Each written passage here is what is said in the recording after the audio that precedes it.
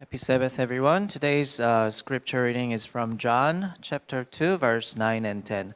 And the master of the banquet tasted the water that had been turned into wine. He did not realize where it had come from, though the servants who had drawn the water knew. Then he called the bridegroom aside and said, "Everyone brings out the choice wine first, and then the cheaper wine after the guests have been had too much to drink. But you have saved the best till now."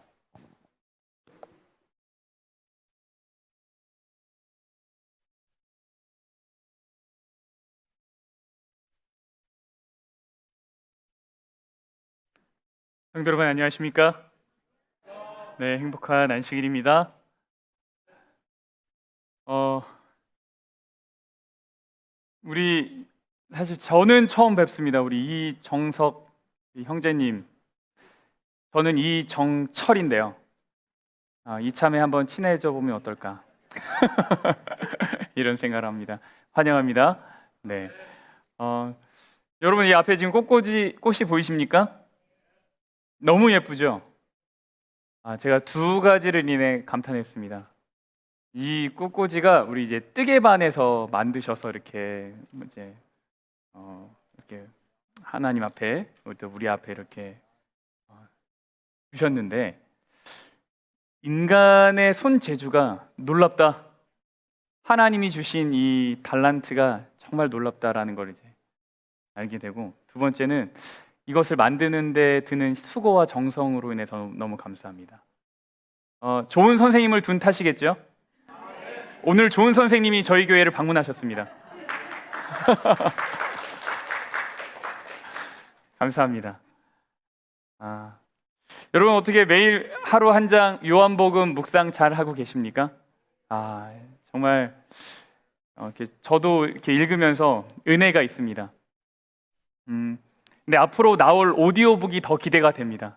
제가 샘플 몇 개를 이렇게 들었는데 제가 좋아하는 분들, 제가 사랑하는 분들, 우리 교회 교우님들의 음성으로 그 성경을 딱 들었는데 은혜가 있더라고요. 그렇구나. 그래서 앞으로 나올 요한복음 오디오북 아주 기대가 됩니다. 이 참여해 주시는 분들 너무 감사하고요. 참여하시는 가운데 더 크게 하나님이 복을 주시고 우리가 함께 그것으로 이제 말씀을 들을 때 더 깊은 은혜가 있으리라고 기대가 됩니다. 앞에서 좀 광고를 하셨는데 내일부터 중동부 야영회 시작합니다. 저희 교회에서 32명 참석합니다. 찰롯교회 창립 이후에 가장 많은 분들이 참석하는 건가요? 네. 너무 좋아요. 네. 그쪽도 거기도 우리 교회 이런 생각이 좀 들어가지고 아주 좋습니다. 우리 모두가 하나님을 만나는 귀한 경험이 되기를 기도합니다. 또 이곳에 남아 계신 분들 역시 모든 일상 가운데서 하나님의 귀한 음성이 들리고 은혜가 있는 한 주가 되기를 기도합니다. 많은 분들이 야영에 참석하지만 교회는 그대로 진행이 됩니다. 토요일 안식일 아침 예배 있습니다. 저희 모여서 안식일 학교 하고 또 교과하고 대신 설교 예배를 이제 방송을 통해서 시청하게 될 겁니다. 금요일 저녁 교회 여전히 열립니다. 각자 집에서 예배 드리셔도 좋지만 교회가 열린다는 것을 기억하시고 열려 있다는 것을 기억하시고 또 하나님의 전에서 예배하시는 것 좋겠다 생각이 듭니다. 우리는 지난 시간에 우리의 예배가 회복될 때라는 제목으로 말씀을 나누었습니다. 하나님의 영광만을 구하는 예배, 그것이 회복될 때 하나님이 우리에게 영혼을 보내주십니다. 그와 같은 하나님을 향한 간절함이 오늘 우리 예배 가운데 있기를 간절히 원합니다. 마음이 가난한 자로 살아갈 때 경험되는 천국, 우리가 경험하기를 원합니다. 오늘 함께 나눌 말씀의 제목은 수치를 무엇으로 바꾸신 하나님이에요? 명예로 바꾸시는 하나님입니다. 잠깐 기도하겠습니다. 하나님, 우리 이제 말씀 엽니다. 말씀 가운데 주님 온전히 드러나 주시옵소서. 예수님 이름으로 기도합니다. 여러분, 여러분의 결혼식을 기억하십니까? 결혼식 날을 혹시 기억하십니까? 아직 안 하셨는데 기억난다고 하시면 곤란합니다. 아직 안 하셨는데 저는 그날의 결혼식을 생각하면 저의 결혼식이요. 지금도 막 이렇게 치통이 오는 것 같아요. 그날에 너무 신경 쓰는 것이 많았기 때문입니다. 이제 스트레스가 있었어요. 물론 이 아내와 결혼하는 것 자체가 그게 스트레스는 아니었습니다. 결코 아니었습니다. 여러분 오해하시면 안 됩니다. 그건 절대 아니었고요. 제가 가지고 있었던 어떤 염려 그리고 고민, 스트레스가 뭐였냐면 양가 친지분들 다 교회를 다니지 않으세요. 믿음이 가지고 계시지 않은데 그분들을 모시고 교회에서 결혼 예배로 하려니 그게 참 이제 신경이 많이 쓰였습니다. 그리고 그 양가 친지분들 다 섭섭함이 없는 잔치가 되어야 될 텐데 라는 생각을 하다 보니까 이게 보통 일이 아니더라고요. 2번은 진짜 못하겠다 라는 생각을 했습니다. 오늘날의 결혼식은 참 기쁜 날이지만 혼주 입장에서는 신경 쓸 것이 참 많죠. 근데 예수님 시대도 마찬가지였습니다. 예수님이 갈릴리 인근 가나 지역에서 혼인잔치에 초대를 받으셨습니다. 우리 유스들 잘 들으세요. 정답은 가나입니다. 가나. 이 잔치는요, 예수님 어머니 마리아의 이제 친지의 결혼식이었습니다. 그래서 예수님도 초대받았고 예수님이랑 가깝게 지낸다고 하는 제자들도 초대를 받았습니다. 그런데 거기에 문제가 생겼습니다. 그 잔치에 포도주가 떨어지는 거예요. 당시 잔치집에 포도주가 없다는 것은 정말 상상할 수 없는 일입니다. 그것은 오늘날의 무엇과 같냐면 신부 웨딩드레스에 커피가 쏟아진 거고요. 요즘 같은 더운 날 식사 시간에 에어컨이 고장 난 거예요. 그날의 메인 요리가 다 상해버린 것과 같은 겁니다. 포도주가 없다는 건요, 잔치를 더 이상 진행할 수 없다는 것과 똑같습니다. 흥겨움은 깨지고 불평이 솟아날 수밖에 없는 겁니다. 잔치 준비를 소홀히 한 것이고요, 손님을 귀하게 대접하지 못한 것입니다. 이러한 것은 집안의 수치입니다. 여러분 수치스러운 일을 경험해 보신 적이 있으십니까? 너무 부끄러워가지고요, 얼굴이 화끈거리고 어디에 숨고 싶은 그 순간이요. 그래서 모든 시간이 천천히 흘러가는 시간이요. 부족함이 많은 제게는 아주 자주 일어나는 경험입니다. 그래서 오늘의 본문은 저에게 정말 희망 같은 이야기입니다. 오늘의 이야기는 제 개인에게도 정말 복음 같은 이야기입니다. 여러분들도 말씀 속에서 이 위로를 그리고 기쁨을 경험했으면 좋겠습니다. 여러분, 포도주가 떨어졌는데 어떻게 해야 하겠습니까? 여러분은 어떻게 하시겠어요? 여러분이 혼주입니다. 포도주가 떨어졌어요. 그럼 요즘 같은 날은 뭐예요? 전화해야죠, 그죠? 전화해가지고 이제 구할 수 있는 거 다 구해보는 거죠. 혼주의 가족인 어머니가 마리아가 예수님을 불렀습니다. 이렇게 불렀어요. 포도주가 떨어진지라 예수의 어머니가 예수에게 이르되 저들에게 포도주가 없다 하니. 여러분, 왜 어머니는 예수님에게 포도주 떨어졌다는 이야기를 했을까요? 예수님도 초대받은 손님이죠. 그러면 어머니는 누구한테 가야 돼요? 예수님이 아니라 혼주한테 가야죠. 신랑한테 가야죠. 신랑 바쁜 거 아는데 어떡하지? 포도주가 떨어졌네? 혹시 준비된 거 없어? 물어봐야죠. 근데 왜 예수님에게 물어봤을까요?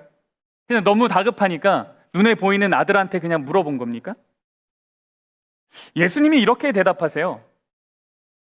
예수께서 이르시되 여자여 나와 무슨 상관이 있나이까? 내 때가 이르지 아니하였나이다. 여러분, 예수님이 아주 이상하게 대답을 합니다. 포도주가 없다는 이야기를 하는데 무슨 이야기를 하냐면 내 때에 대한 이야기를 해요. 내 때는 아직 이르지 않았다. 포도주가 떨어졌는데 왜 때 이야기를 합니까? 이때는 무슨 때였을까요? 먼저 무슨 생각을 해야 되냐면요, 예수님이 때 이야기를 했으니까 마리아가 생각한 때가 있다는 걸 우리가 알아야 돼요. 마리아가 생각한 때. 어머니 마리아는요, 천사로부터 잉태의 소식을 들었습니다. 맞습니까? 네, 예수님 잉태의 소식을 천사에게 들었어요. 그리고 이 예수님이 남자와의 관계를 통해서 태어난 것이 아니라 성령으로 잉태되었다는 것을 알고 있습니다. 마리아는 예수님의 특별하심이 발견될 때마다 그것에 대한 모든 증거를 모으면서 살고 있었던 엄마예요. 어린 시절 예수님의 모습은 더욱 그런 확신을 갖게 했어요. 이 아이가 남들이랑 달라요. 이게 뭐 눈이 부리부리하고 뭐 잘생겨서 다른 게 아니라 행동 거지가 달라요. 그 순간을 볼 때마다 어머니 마리아는 예수님의 특별함을 생각할 수밖에 없었어요. 저를 가진 우리 어머니도 저를 보고 아이고 우리 아이 커서 큰일 하겠네라는 생각을 하셨다는데, 그날 머리만 안 다쳤어도 큰일 했을 텐데 라는 생각을 하신다는데, 하물며 마리아는 어떻겠어요? 마리아의 마음에는 항상 뭐가 있었냐면, 언제 이 예수님의 특별함이 사람들에게 드러날 수 있을까? 언제 이 예수님의 특별함이, 성령으로 잉태된 이 아이의 특별함이 언제 사람들에게 다 드러날까를 생각하고 있었어요. 이전에도 아주 친절하고 믿음직한 아들이었는데요. 근데 이번 결혼식장에서의 만남은 조금은 특별했습니다. 왜냐하면 얼굴에 광야에서의 수장이 있었고 무엇인가 새로운 결심을 한 흔적이 있었어요. 왜 그러냐면 예수님이 얼마 전에 침례를 받으셨고 광야에서의 시험을 이기시고 오신 거거든요. 그러니까 예수님이 전과는 좀 다른 거예요. 내가 아는 분명 예수가 맞는데 뭔가 눈빛이 다르고 뭔가 결심이 선듯하고, 그러다 보니까 어머니 마리아가 무슨 생각하냐면 때가 되었다. 예수님이 이제 뭔가 시작하려나 보다 라는 생각을 한 거예요. 그래서 마리아가 예수님에게 포도주 없다는 이야기를 한 겁니다. 그런데 예수님은 뭐라 그래요? 아직 내 때가 아니다. 이게 무슨 말일까요? 나는 아직 세상에 드러나면 안 돼, 이 얘기일까요? 아니요.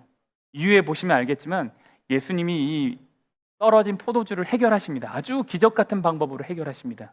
그러니까 예수님은 드러나셨어요. 드러나시게 됩니다. 그러니까 내 때가 아직 이르지 아니하였다라는 얘기는 나는 아직 세상에 드러나면 안 된다라는 의미는 아니에요. 그러면 예수님이 생각한 예수님의 때는 무엇일까? 결론부터 말씀드리면 예수님이 생각한 때는 십자가입니다. 십자가. 이 사건을 설명하는 요한은요, 기적이다라는 표현을 사용하지 않아요. 대신 무슨 표현을 쓰냐면 이것이 표적이다라고 이야기를 합니다. 우리가 이해할 때는 기적이나 표적이나 매한가지다라고 생각할 수 있겠지만 사실 차이가 있습니다. 다른 복음서에서는 이 기적을 라는 단어를 사용해요. 근데 이 기적은 원어로 디나미스입니다. 디나미스. 이게 능력이 있다라는 거예요. 그래서 하나님의 기적은 하나님의 능력을 나타내는 것입니다. 그런데 요한이 지금 말하는 이것이 표적이다라고 한 이 표적은 디나미스가 아닙니다. 이것은 세메이온이라는 헬라어 단어인데요. 여기에서 뭐가 나왔냐면 사인이 나왔어요. 사인. 다시 말하면 표시라는 거예요. 이것이 무엇인가를 나타내는 표시다라는 거예요.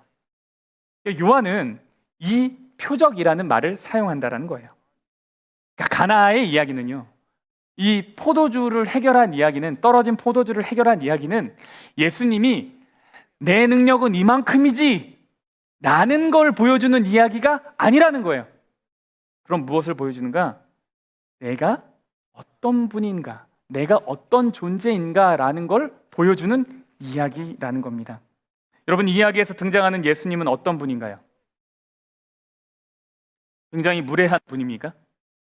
세상 어떤 천지가 아니고 천치가 자기 어머니를 보고 여자요 말하는 사람이 어디 있겠어요?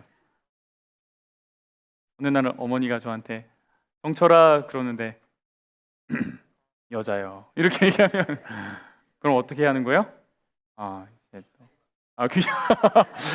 제가 단에 있기 때문에 표현하기 어려운 표현을 이겠다. 맞아요. 귓방맹이라고 하는 귓방맹이다. 여기서 말하는 이 여자여는 굉장히 권위가 있는 사람이 누군가를 낮춰 부르는 이야기는 아닙니다. 그냥 모든 여성에게 쓸 수 있는 단어입니다. 근데 예수님이요, 이 여자여라는 단어를 2번 이야기해요. 요한복음에서. 한 번은 여기서 합니다. 여자요. 또 한 번 어디서 할까요? 십자가에서 합니다. 십자가에서 합니다. 십자가 위에서 여자여 라는 이야기를 합니다. 그러니까 요한의 이야기 속에서 이 가나의 혼인잔치는 무엇과 긴밀하게 연결되어 있냐면 십자가의 이야기가 아주 긴밀하게 연결되어 있어요. 예수님도 그렇게 연결되어 있었을까? 한번 볼게요. 예수님은요, 이 포도주가 떨어졌다라는 것의 이야기를요, 단순히 음료가 부족한 것이다라고 이해하지 않으셨습니다. 예수님은 포도주를 보실 때 그냥 단순한 음료라고 생각하지 않으셨어요. 그렇게 보지 않으셨기 때문에. 예수님에게 포도주는 또 무엇을 상징하냐면 자신의 언약의 피를 상징합니다. 누가복음 22장 20절이요. 저녁 먹은 후에 잔도 그와 같이 하여 이르시되 이 잔은, 이게 포도주 잔이거든요, 내 피로 세우는 새 언약이다 라 그랬어요. 그러니까 예수님의 머릿속에서 포도주가 없습니다라는 이야기는 뭐라고 들리냐면 언약의 피가 필요합니다 라고 들린다는 거예요. 저들에게 포도주가 없다라는 마리아의 이야기는요, 예수님에게 그들에게 새 언약의 피가 필요하다라고 동시에 들려요. 왜 그러냐면 침례 받으신 지 얼마 안 됐어요. 광야의 시험을 이기셨어요. 예수님이 이제 사역을 시작하세요. 모든 이 생각과 집중이 어디에 있냐면 그분이 이제 궁극적으로 하실 일에 맞춰져 있기 때문에 그래요. 그런데 아직 그때가 아니라는 거죠. 그래서 십자가를 지실 때가 아직 아니기 때문에 내 때가 아직 이르지 아니하였다라고 말씀하셨습니다. 예수님은 단순히 자신이 세상에 드러날 때를 말하는 것이 아니라 십자가의 때를 생각하고 계시던 중이에요. 근데 예수님이 참 좋으셔서요, 이 문제를 결국 해결하십니다. 예수님이 항아리에 물을 가득 채우라고 하세요, 사람들한테. 그리고 그 물을 연회장에게, 그 잔치를 이끄는 그 리더한테 갖다 주라고 합니다. 그리고 그 과정 가운데 물이 포도주로 바뀌게 됩니다.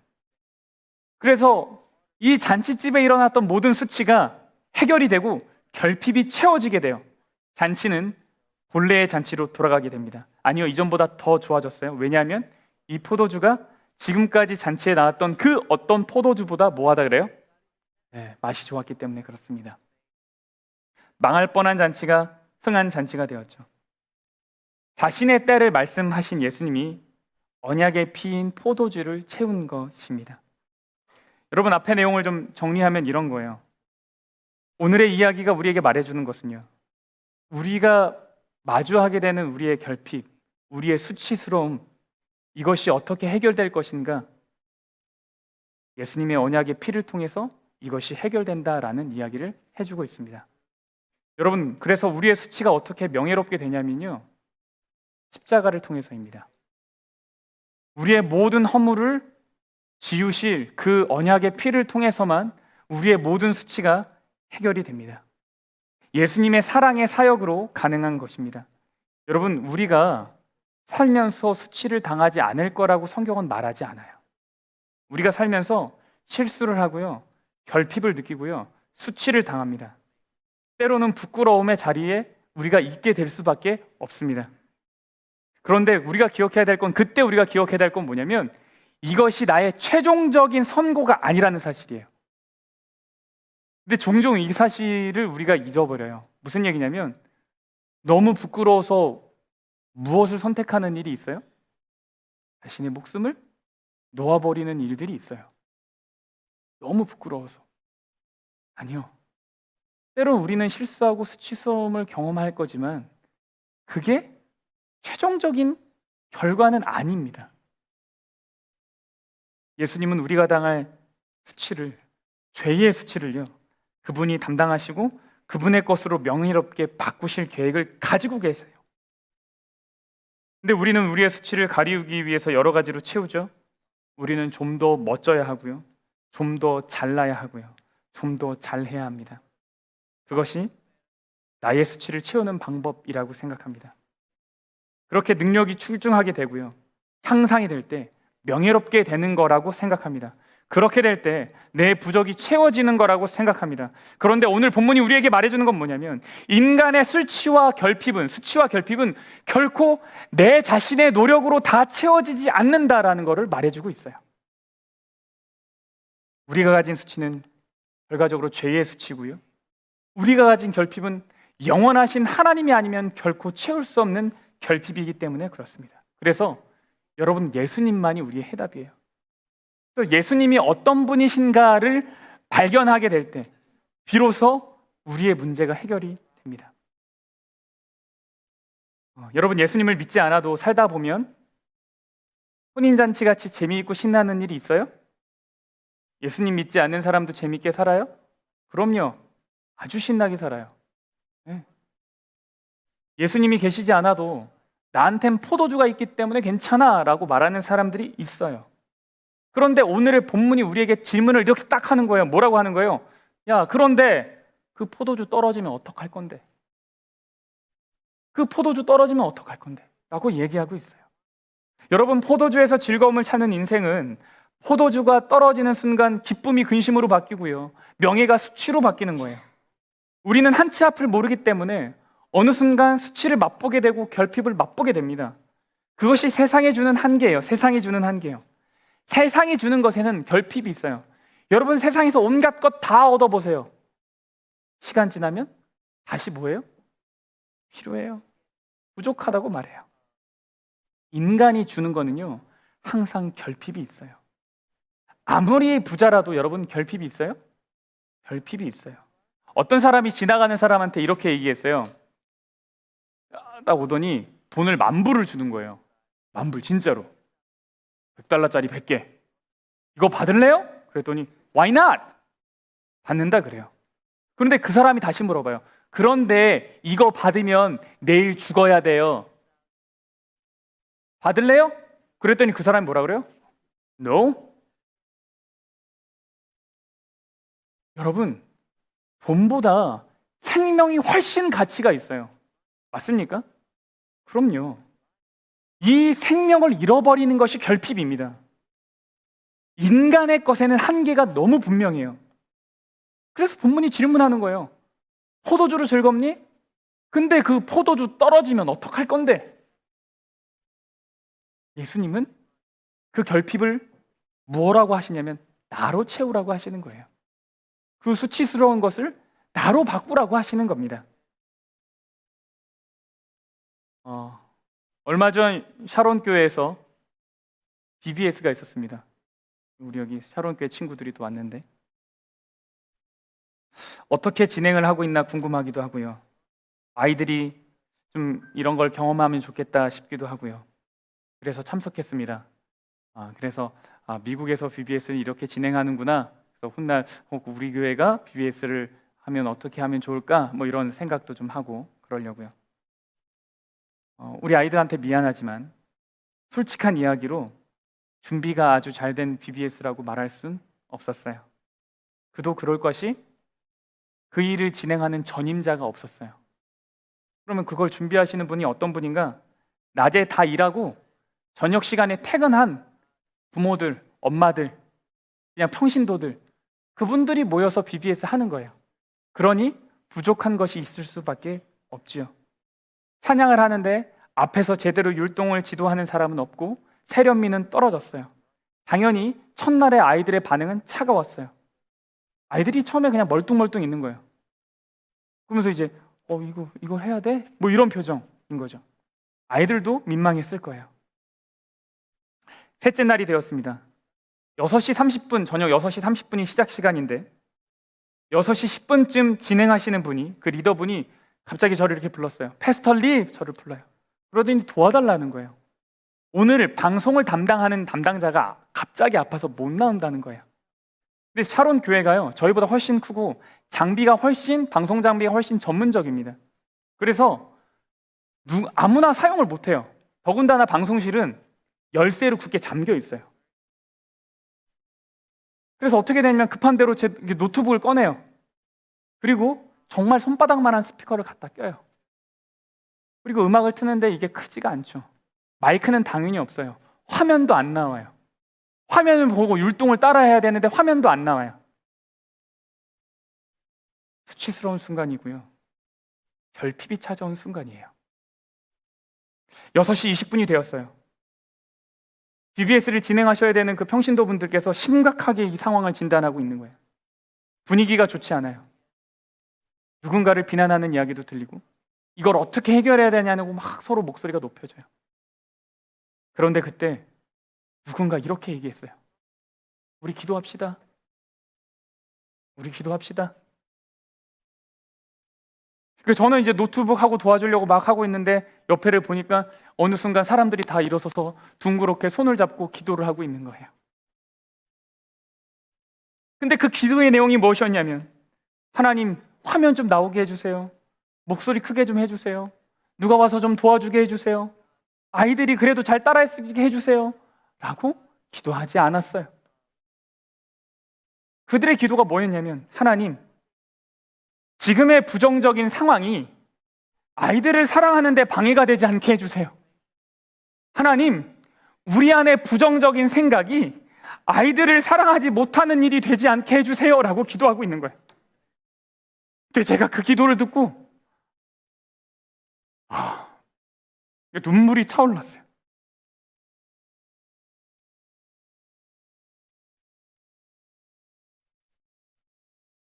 상황은 분명 부끄럽고 수치스러운 순간인데 그들 안에 있었던 건 뭐냐면 예수님의 어떠하심이에요. 예수님의 어떠하심. 예수님의 능력이 아니고요. 예수님의 어떠하심이요. 여러분, 요즘 아이들이 음악과 영상에 아주 민감합니다. 정말 세련돼야지 그나마 이렇게 끌 수 있어요. 당연히 그날의 시작은 엉망이었어요. 잘 될 리가 없죠.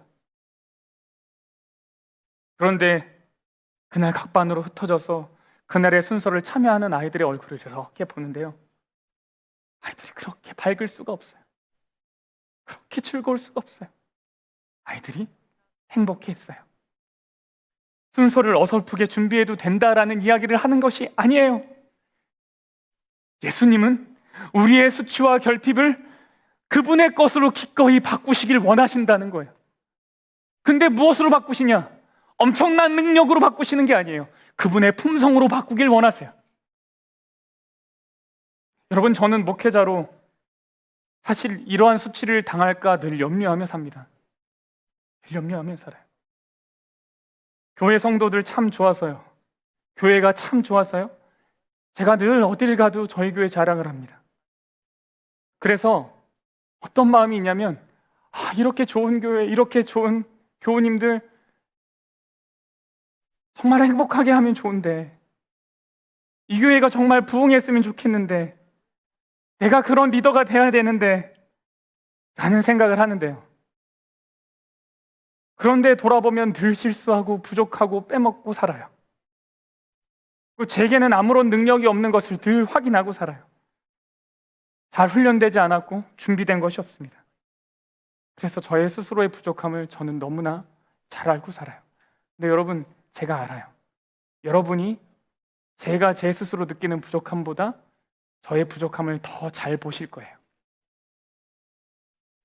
그래서 저는 늘 수치와 결핍으로 인한 두려움을 가지고 살고 있어요. 그런데 오늘 본문이 저에게 얘기하는 건 뭐냐면, 이것이 채워질 수 있는 방법, 그것은 오직 성령 하나님, 예수님 자신으로만 가능하다라는 걸 저에게 알려주고 있습니다.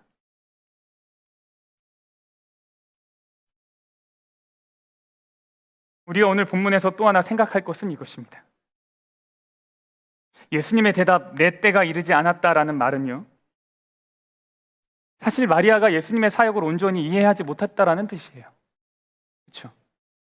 예수님의 사역을 마리아가 온전히 이해를 했다면 그러면 뭐라 그랬겠어요?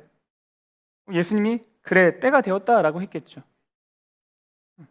마리아는 예수님에 대한 이해가 온전하지 않았습니다. 그런데 마리아가 이렇게 이야기를 하는 거예요. 내 때는 아직 이르지 않았다라고 하는 어떤 예수님의 이야기에 마리아가 이렇게 얘기해요. 그의 어머니가 하인들에게 이르되 너희에게 무슨 말씀을 하시든지 그대로 하라 하니라. 그러니까 마리아는 예수님의 이야기를 내가 거절당했구나라고 생각하지 않았어요. 예수님이 자기의 때에 알아서 어떤 방법으로 이것을 해결해 주시겠지 하는 기대가 있었어요. 믿음이 있었어요. 그렇게 이야기를 했더니 예수님이 해결 방법을 말씀해 주신 거예요. 그게 6절이에요. 예수께서 그들에게 이르시되 항아리에 물을 채우라 하신즉 아기까지 채우니, 분명 본인의 때가 아니라고 하셨는데, 그래서 마치 아무것도 안 할 것처럼 우리는 읽혀지는데, 근데 예수님은 그녀의 요청에 응답하셨어요. 여러분, 여기서 우리가 주목해야 될 것이 무엇이냐면 물이 포도주로 바뀌기 전에 먼저 바뀐 게 있어요. 그게 뭐죠? 그것은 마리아의 변화예요. 마리아는 요청하는 자세에서 순종하는 자세로 그 태도를 바꿨어요. 여러분, 요청하는 것이 잘못됐다라는 것이 아니에요. 요청한 다음에 단계가 있다라는 얘기예요.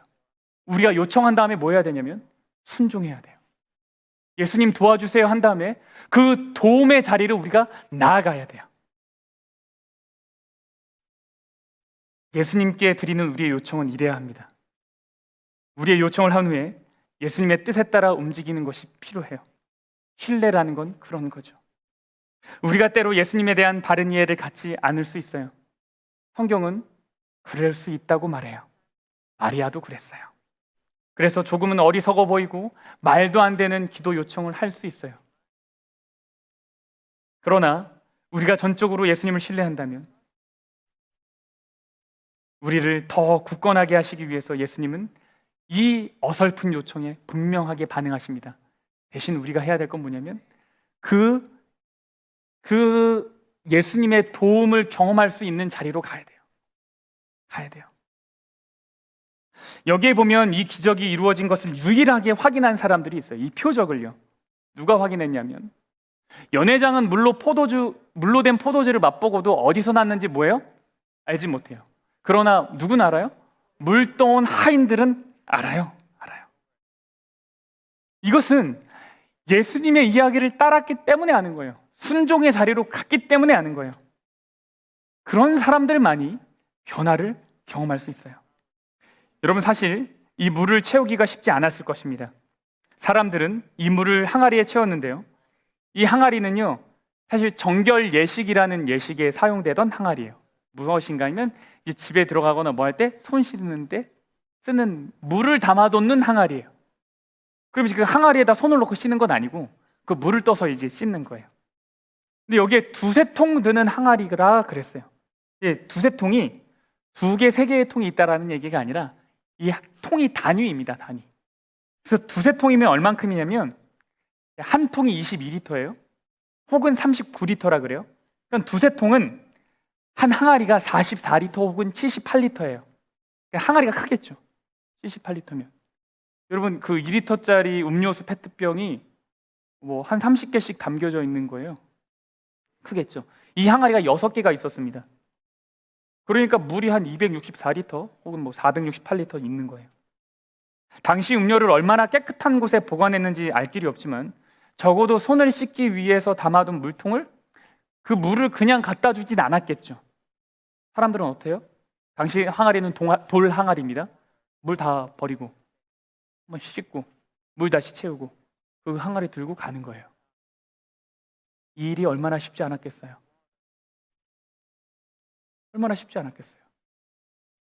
근데 우리 때로는 우리에게 이런 수고로움, 우리의 헌신, 우리의 참여가 없이는 하나님의 변화하심을 경험할 수 없어요. 이것을 들고 간 사람만이 알아요. 샤론교회에서 그날의 BBS를 통해서 아이들이 얼마나 큰 감동을 받고 변화를 경험했는지 저는 잘 모릅니다.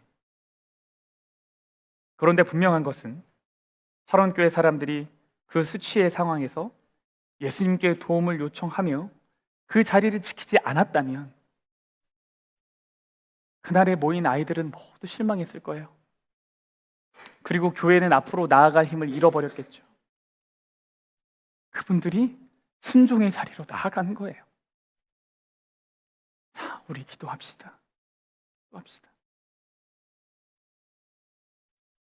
요청하고 그것이 내 안에 이루어지길 바라며 나아가는 거죠. 여러분은 하나님께 요청하고 그 요청이 이루어질 수 있는 자리로 나아가고 계십니까? 성경은 이 이야기를 이렇게 마무리를 합니다. 예수께서 이 첫 무엇이요? 표적이요. 기적 아니고 표적이요. 표적을 갈릴리 가나에서 행하여 그의 영광을 나타내심에 제자들이 그를 믿으니라. 이 사건이 첫 표적이라고 이야기해요. 그리고 그것은 예수님을 더욱 믿게 하기 위함이었다고 말해요. 그분의 능력을 믿게 하기 위함이 아니고요. 그분의 어떠하심을 믿게 하기 위함이에요. 그런데 여러분 이상하지 않아요? 첫 표적, 다 우리가 이제 다시 다 정리하면 어떤 기적, 이거 좀 더 그럴듯한 것이어야 되지 않을까요? 여러분 예수님이 보여주셨던 기적들 중에 정말 놀랄 만한 기적이 얼마나 많이 있어요. 여러분 특별히 사람 고치는 기적 보여줄 때 정말 놀랐겠죠. 정말 많은 사람들이 예수님을 따랐어요. 그런데 물이 포도주가 되는 것, 더군다나 한 5천 명 먹이는 것도 아니고요.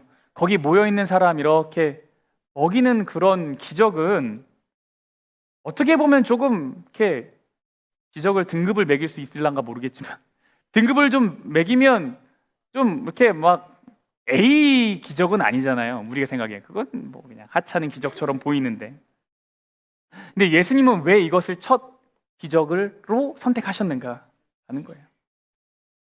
이것이 우리에게 알려주는 건 뭐냐면 예수님은 첫 기적을 인간의 삶의 이야기와 가장 가까운 곳에서 시작하셨다는 거예요. 결혼잔치는 당시 유대인의 가장 큰 경사입니다. 어떤 사람은 일주일, 어떤 사람은 2주일 동안 결혼식을 했어요. 그런 사람들의 삶에 가장 가까운 이야기에서 예수님은 그의 사역을 시작하고 싶으셨어요. 나 이제부터 사역을 시작할 거야. 근데 이렇게 보니까 어디로 간 거예요? 결혼식장. 포도주 떨어진 결혼식장으로 가신 거예요. 그리고 거기서 처음 하신 거예요. 왜냐하면 예수님은 우리 삶의 일상에 충분히 일어날 수 있는 그 일에서부터 그분의 일을 하고 싶으셨기 때문이에요. 여러분, 그래서 교회를 올 때마다 반짝하는 예수님이 아니라 내 삶의 곳곳에서 나를 기다리시고 만나는 예수님 경험하게 되기를 바랍니다. 우리의 수치와 결핍을 명예롭게 하시는 예수님을 경험하는 우리 모든 교회가 되기를 간절히 기도합니다. 그리고 우리가 하나님께 요청하고 기꺼이 순종하는 축복이 있는 자리로 나아가게 되기를 간절히 기도합니다. 우리 예수님 이름 찬양하겠습니다. 우리 함께 일어나셔서 예수의 이름으로 찬양하겠습니다.